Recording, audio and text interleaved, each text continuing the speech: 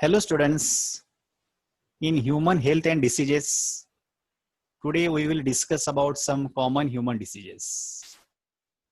In the beginning of this chapter, we have studied that the word disease is derived from two words, dis and age. Dis means against and age means compared. So the meaning of disease is against compared. So disease is the condition of disturbed or deranged functioning of one or more organs or organ systems of the body, which is caused due to the infections, defective diet, or heredity. Basically, there are two types of diseases, congenital diseases and acquired diseases. The congenital diseases are present from the birth, while the acquired diseases are developed after the birth. There are two types of acquired diseases. Number one, communicable or infectious diseases, and second type is non-communicable or non-infectious diseases. The communicable or infectious diseases are transmitted from one infected person to another healthy person, either directly or indirectly. All these communicable diseases causing organisms are called as pathogens. Pathogens like viruses, bacteria, fungi, helminth worms, they can cause the infections. The second type is non-communicable or non-infectious diseases. These diseases cannot be transmitted from infected person to another healthy person, either directly or indirectly.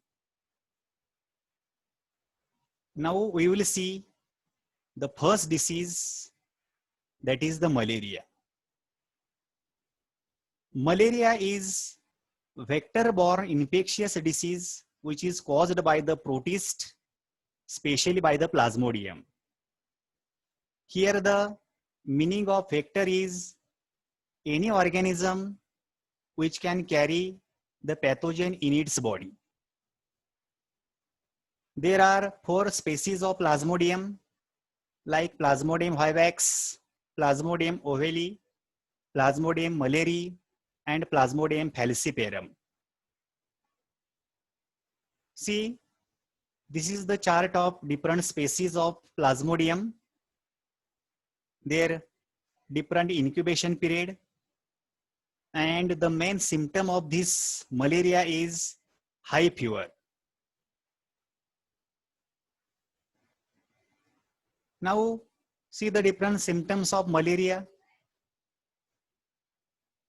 Malaria can cause headache, fever, fatigue, muscular pains. It can also cause the back pains, then chills, sweating, enlargement of spleen, nausea, vomiting, etc.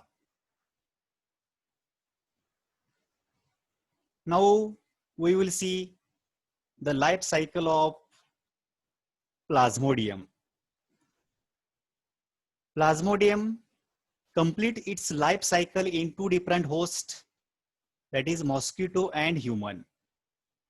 The mosquito is intermediate host while the human is a definitive host. When the mosquito, which carrying the sporozoite stage in its body, bites to the human, then it can transmit the sporozoite stage in the body of human. Then this sporozoite stage enters into the liver of human, then they enters into the hepatic cells. Then these hepatic cells can form the hypnozoite, then they can form the mature schizont. These mature schizont can burst or rupture and they can release the merozoite stage of Plasmodium. The merozoite stage then enters the bloodstream and immediately they can infect the erythrocytes. After the entry of merozoite inside the erythrocytes, they can transfer to the propozoid stage. This propozoid stage can nourish on the hemoglobin of erythrocytes. Then these erythrocytes can form the erythrocytic schizons. Then these erythrocytic schizons can rupture, and then newly infected erythrocytes are formed.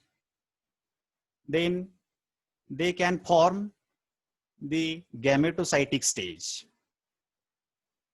When mosquito can bites to the infected person, then this gametocytic stage of Plasmodium enters into the body of mosquito. There are two types of gametes, microgametes and macrogametes. These two gametes can fuse with each other and it can form the zygote. This zygote can transform to the ookinetes. These ookinetes enters into the midgut of mosquito. Then these ookinetes are transformed into the oocytes. These oocytes then ruptures and release the sporozoitic stage of Plasmodium. Then these sporozoites, they reach to the salivary gland. When same mosquito can bites to the another healthy person, then the sporozoitic stage transform into the body of human. So in this way, the life cycle of Plasmodium is completed in two hosts, that is mosquito and human. Let us see the mode of transmission, that is how malarial parasite is transmitted from one person to another person. The Plasmodium is transmitted from one person to other person through an insect vector, that is female Anopheles mosquito. The diagnosis of this malaria is done by the microscopic study of blood smear and other rapid diagnostic test, which is based on the nucleic acid amplification techniques. The treatment for this disease includes artemisinin-based combination therapy, that is ACTS. World Health Organization has recommended 5 different ACTS, which includes various combinations. The quinine is also used in the treatment of this malaria. Finally, see the preventive measure and control measure of the malarial disease. Use of mosquito nets and insect repellents are useful in the prevention of malaria. The insect repellents like mosquito coils, liquid vaporizers, then spraying insecticides and draining. Use of Gambosia freshwater fishes. This method is called as biocontrol method of malaria. Second disease is amoebiasis. Amoebiasis is an infection of gastrointestinal tract. It is also known as amoebic dysentery. Amoebiasis is mainly caused by the protist parasite, that is Entamoeba histolytica. Mode of transmission. There are 3 modes of transmission of Entamoeba. It is transmitted by fecal-oral route, by eating with dirty hands, and contaminated food and contaminated water. These are the 3 routes by which transmission of amoebiasis takes place. The symptoms includes diarrhea, stool with mucus and abdominal pains, passing of blood with stool, hepatomegaly. These are the different symptoms. The diagnosis is microscopic examination of the stool sample takes place. Metronidazole and tetandazole, these are the effective drugs against the amoebiasis. Now let us see the prevention and control measure of amoebiasis. We have to wash our hands with hot water and soap after using the toilets and changing the baby's diaper. Then drink boiled water. Water must be chlorinated and filtered. Avoid the eating of unhygienic food. Vegetables and fruits should be properly washed and cooked. Proper sanitary facilities, sewage disposal helps in the prevention. Now next disease is ascariasis. Ascariasis is infectious disease of human intestinal tract, and it is mainly caused by the roundworm, that is Ascaris lumbricoides. Ascaris lumbricoides is endoparasitic nematodes. First, we will see the mode of transmission of Ascaris. The food and drinks contaminated with eggs of Ascaris lumbricoides can cause the infection or transmission.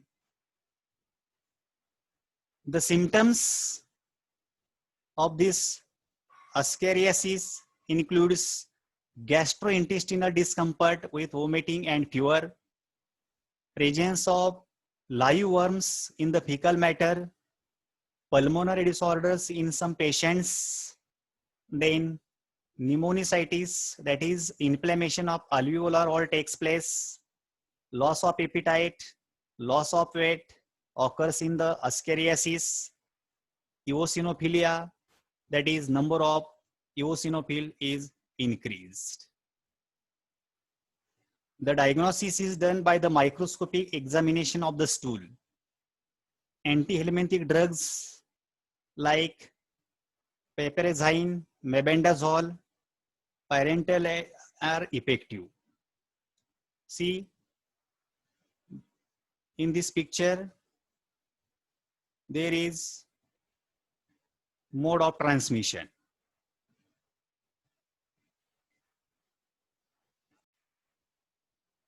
See here the life cycle of Ascaris. The adult worms, they are present in the intestine of human. Worms are male and females are different. The adult worms, they can lay the eggs. The fertilized eggs are discharged to the fecal matter. Then these eggs gets mixed into the soil. The infective larvae develops within the eggs. Then this soil can contaminate the food. When this contaminated food is consumed by the man, then it is transported to the intestine, then to the blood, heart, lungs, then to the trachea, pharynx, esophagus, and finally again to the intestine. So in this way, life cycle is completed. Now preventive and control measures. Avoiding the defecation in open spaces. Personal hygienic habits like washing hands with water and soap after using the toilet. Washing vegetables and fruits before cooking and avoiding the raw material. So the primary prevention includes sanitation, pure water supply, and food hygiene. Next disease is filariasis or elephantiasis. This filariasis can be divided into three subtypes. One, lymphatic filariasis. Second is subcutaneous filariasis. And third is serous or abdominal cavity filariasis. The lymphatic filariasis, that is the elephantiasis, is caused by the worms like Wuchereria bancrofti, Brugia malai, Brugia timori. Let us see the symptoms of this filariasis. Edema with the thickening of skin and underlying tissue like arms, breast, scrotum, etc. Lymphatic filariasis includes the enlargement of lymph vessels and lymph nodes. Limbs are swollen like leg of elephant. Lymphedema is accumulation of lymph fluid in tissue causing the swelling. Hydrocele is the testes are enlarged due to the accumulation of lymphatic fluid in the testes. Mode of transmission of W. bankrupti. It is transmitted by the female Culex mosquito. The larvae escape mosquito's body and arrive on the human skin. See here, the mosquito which carrying the L3 larval stage of W. bankrupti bites to the human, then it can enters the L3 larvae in the body of human. Then these L3 larvae gets adults in the lymphatics. Then adults produces the microfilary. The presence of microfilary at this stage, diagnosis takes place. When the mosquito takes blood, then the microfilary enters into the body of mosquito. These microfilary penetrate the mosquito's midgut and migrate to the thoracic muscles. Then it can form the L1 larvae. Then two moltings occurs and it can form the L3 larval stage. Then this L3 larval stage migrate to the head and mosquito's proboscis. When the same mosquito can bites to the other person, then it can transmit its L3 larval stage. So in this way, transmission of this W. bankrupti takes place within two different hosts. Now see the diagnosis and treatment of this disease. Use of diethyl carbamazine citrate 2 times a day for 3 weeks and thereafter for 5 days every 6 months is effective against the filarial worms. Using mosquito nets and insect repellents for prevention and control measure. Eradication of mosquitoes is an essential for the control of filariasis. So that's all about today's lecture.